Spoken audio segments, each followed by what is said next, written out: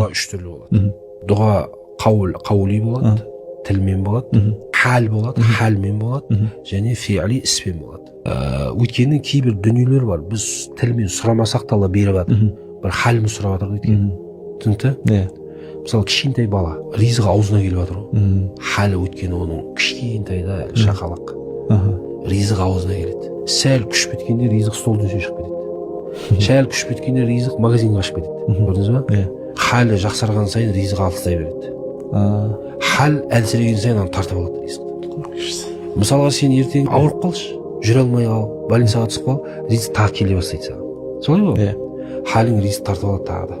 Адамдар саған тетрапакет соқтар, алдыма, жоқ керек емес, ризықтан қаша бастайсың. Әкелмен жетеді тамақ. Көбіміздің басымыздан. Тілімізбен сұрамаған дүниелер халіміздің дұғасымен қабыл болып жатыр негізі. Машалла, күшті. Кейбіреуіміздің ісімізбен әрекет етеміз, Алла береді. Сол үшін дұға қабыл болу үшін барлығы қосылу керек. Үшеуі қосылса, ол не сияқты ғой жаңа? Дән егесің, суарасың, күн шығып тұр, топырақ құнарлы. Яғни оның жер бетіне шығу үшін бірнеше себептер керек. Дұғаңның қабыл болу үшін тек тілмен сұрап жатпайсың, дәрі ішесің. Сосын барып тілмен сұрайсың. Түсінікті? Ауырып жатсаң, шипаны Алла береді, бірақ себептер бар. Түсінікті? Әрекет етесің. Өмірің идеальный болады. Кез келген қиындықтан Алла алып шығады сені. Садақа ол беру. Дініміз тек соны айтады ғой. Бақара бастала сала не дейді?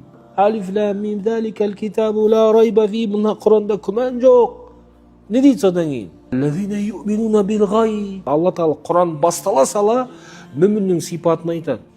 Ва мимма разақнахум юнфиқун. Біздің бергенімізден береді. Сенде ештеңе жоқ негізінде. Сен өзіңнен бер деп жатқан жоқ Алла Тағала. Мен саған бергенмін ғой, содан бер дейді ғой. Сенде ештеңе жоқ. Мимма разақнахум.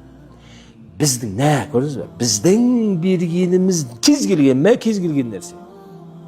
Жетшелпек та соның ішіне кіреді, мәнің ішіне кіреді. Кез келген нәрсе, біз не бердік саған? Содан бер дейді. Бірақ Алла Тағала айтады. Біз бердік қой саған, мал бердік, байлық бердік, ақша бердік. Бай болу шарт емес негізінде. Пайғамбар саллаллаху алейхи вассалам жарты құрмамен болса да дейді. Көрдіңіз бе, сенде дым жоқ. Жарты құрмаң бар ма? Сол жарты құрмаңды берсе тұр ғой. Неге? Сендер жаңа айтып отырсыңдар ғой, мен берсем не болады? Берсем көп нәрсе болады. Өмірің идеальный болады ғой. Кез келген қиындықтан Алла алып шығады сені. Кез келген қиындықтан шығудың жолы ол беру ғой. Құранда өте көп аяттар бар. Проблеманы бер. Бәле-жәледен сақтайды, аурудан сақтайды. Өйткені дәу мардакум би садақа. Ауруларын, науқастарын садақамен емдеңдер дейді пайғамбар. Пайғамбар бостан сөз айта ма не? Әл-бәләу ла ятахатта ас-садақа. Бәле-жәле садақаны аттап өте алмайды дейді. Сен осы кезге шейін аман есен жүрсің ба, демек садақаң сен бәлкім сақтап жүр. Алла Тағала сол себепті яғни.